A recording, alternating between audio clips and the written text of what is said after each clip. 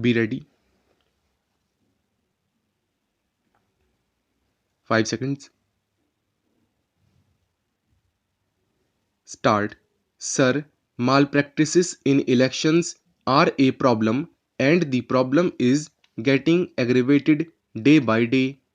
All the political parties, the various governments in power in various states, and newspapers, all of them are contributing to the deterioration in standards in the conduct of elections.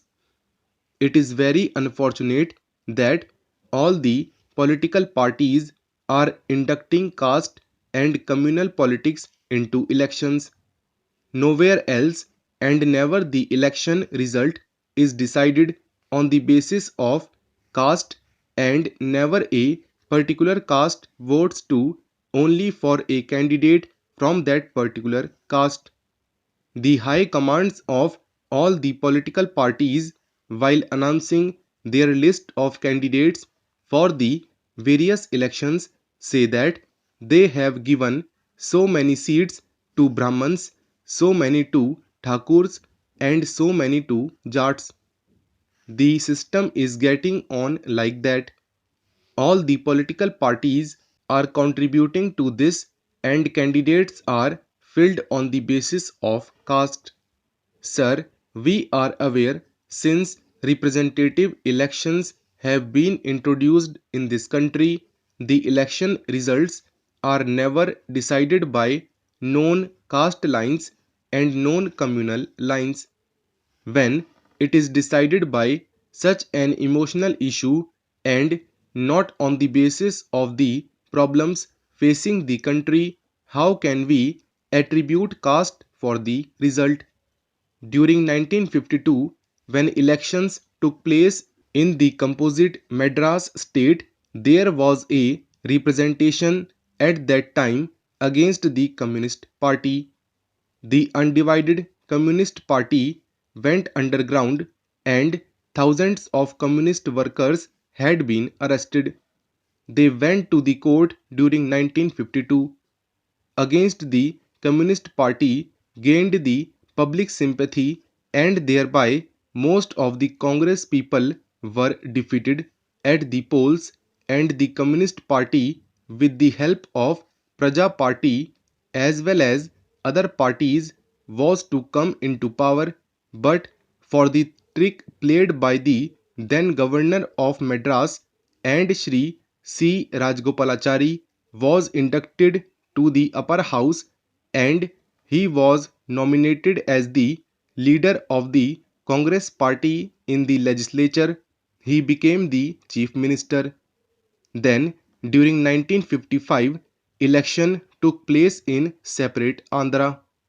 The people felt that the Communist Party was arrogant, and they wanted to teach a lesson to them. So, during 1955 elections, the Communist Party was defeated at the polls, and the Congress again came into power. Again, during 1967, when elections took place, the Congress Party was defeated here. Whoever it is, whatever party it is, anybody with some criminal record, or who is under trial in a court of law, or is convicted by a court of law, or whatever it is, that person may be debarred from entering any party, and all the parties should make it a point not to award any membership to such persons. But unfortunately, the political parties are encouraging criminal elements, and at the same time, several youth organizations which are there in every district, in every town, also draw inspiration from elders in the criminalization of politics. I would like to add another thing with regard to the press and the media.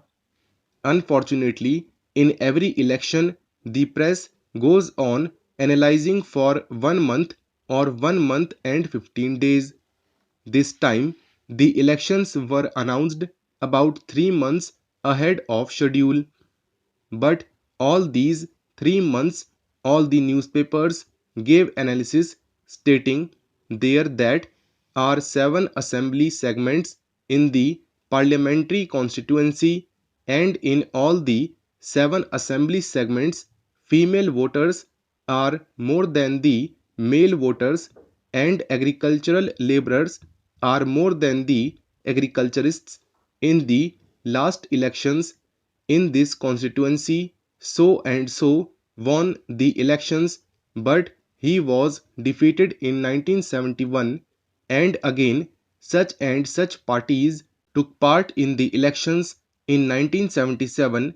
So many people contested against each other, and ultimately the fellow won.